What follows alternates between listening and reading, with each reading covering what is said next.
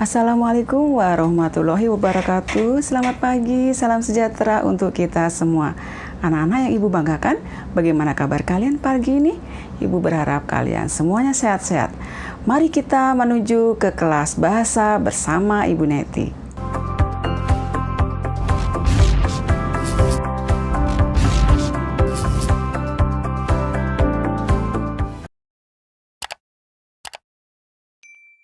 Kali ini kita akan belajar tentang materi teks eksposisi yang ada di kelas 10 SMA atau SMK. Kita akan belajar tentang pola pengembangan teks eksposisi. Pola pengembangan teks eksposisi ada 4. Yang pertama, deduksi. Yang kedua, induksi. Yang ketiga, proses. Yang keempat, ilustrasi. Baiklah, kita bahas dulu pengertian deduksi ya. Deduksi adalah paragraf yang kalimat utamanya berada di depan atau di awal. Kita ambil contoh satu ya.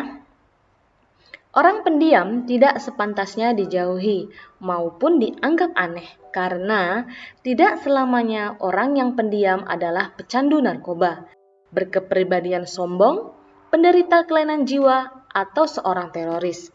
Orang pendiam hanyalah orang yang tidak pandai banyak bicara sekaligus tidak terlalu senang berada di tempat ramai terlalu lama. Dari contoh ini sudah pasti karena ini contoh deduksi, kalimat utamanya adalah yang pertama ya, kalimat pertama.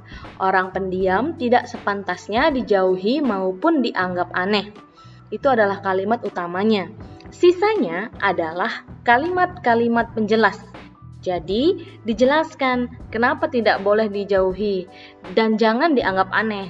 Dijelaskan bahwa orang pendiam itu bukan pecandu narkoba, bukan sombong, bukan kelainan jiwa. Nah, itulah alasannya kenapa sih kalimat utamanya adalah kalimat pertama, yaitu orang pendiam tidak sepantasnya dijauhi maupun dianggap aneh. Nomor kedua, induksi. Kalimat utama berada di akhir.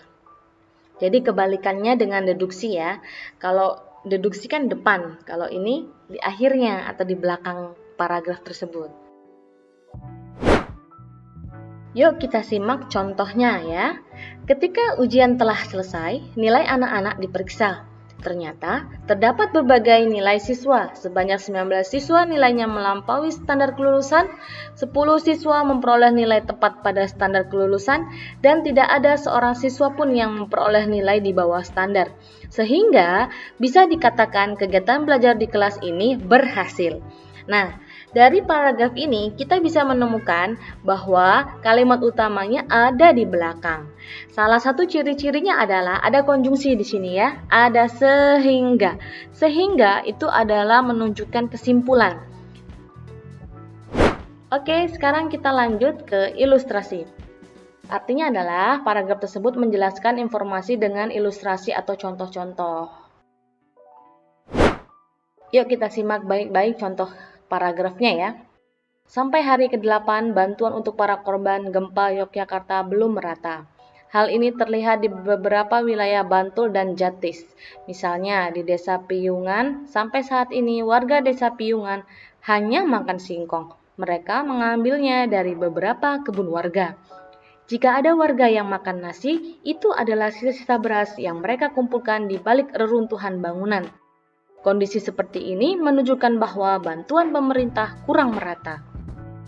Jadi, kita sudah tahu kalau ada paragraf yang disertai contoh, biasanya ada kata contohnya, misalnya. Nah, itu ya kata kuncinya. Jadi, inilah contoh dari paragraf ilustrasi. Kalau proses artinya adalah berhubungan dengan cara melakukan sesuatu. Ya, mirip tutorial gitu ya. Ini contohnya ya. Teks anekdot adalah salah satu teks yang banyak kita jumpai dewasa ini. Teks anekdot memang bisa menghibur para pembacanya karena terdapat muatan humor di dalamnya. Jika Anda ingin membuat teks anekdot, maka sebaiknya memahami bagaimana cara menyusun teks anekdot yang benar. Caranya adalah pertama, tentukan tema teks anekdot terlebih dahulu. Setelah itu, Anda bisa menentukan tokoh yang terlibat di dalam teks anekdot Anda. Setelah itu, tinggal mengisi dan membuat konten yang lucu dan kreatif. Kenapa ini contoh dari paragraf proses? Karena apa?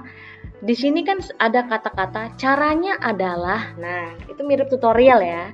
Jadi ada pertama, tentukan tema. Setelah itu, menentukan tokoh. Setelah itu, membuat konten. Nah, inilah prosesnya. Jadi ciri-cirinya itu biasanya ada kata pertama, kedua, ketiga, bisa juga setelah itu, kemudian, akhirnya. Nah, itu adalah ciri-ciri proses. Tidak terasa, ternyata sudah 4 hal yang Bu Zaris bahas ya. Yang pertama, pengertian teks eksposisi adalah teks yang menjelaskan sesuatu ya. Yang kedua, ciri-ciri teks eksposisi adalah yang pertama bersifat non-fiksi, yang kedua bertujuan menjelaskan, kemudian berdasarkan fakta, dan yang terakhir tidak bermaksud mempengaruhi. Selanjutnya, kita juga tadi membahas tentang interpretasi makna. Di situ kita membahas tentang strukturnya ya tadi ya. Dan terakhir, pola pengembangan. Tadi ada 4. Ada deduksi, induksi, ilustrasi, dan proses. Bagaimana anak-anak? Apakah kalian sudah mengerti materi yang sudah Ibu sampaikan tadi? Baiklah, kalau kamu belum paham, kalian bisa menghubungi Ibu lewat Google Classroom atau WA Group. Baiklah, kita akhiri pelajaran pada hari ini. Selamat pagi.